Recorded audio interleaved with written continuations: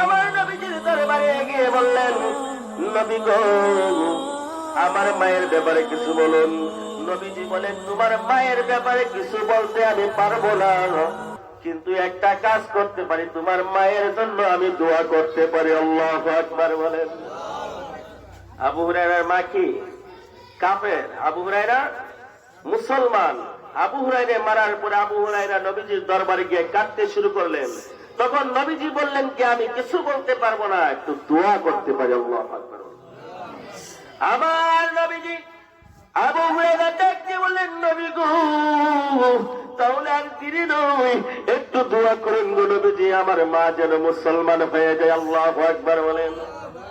আবু হুরায়রা রাদিয়াল্লাহু তাআলা আনহু নবীজির দরবার থেকে আমার নবীজি বললেন, আমি দোয়া করব তোমার মা যেন ইসলাম কায়েম করে। আবু হুরায়রা রাদিয়াল্লাহু তাআলা আনহু নবীর দরবার থেকে সেই কথা শুনে এমন জোরে একটা দৌড় মারলেন। এর কারণ হলো, আমি আগে আমার মায়ের কাছে পৌঁছি না, আমার নবীর দোয়া আগে কবুল হয়ে যায়।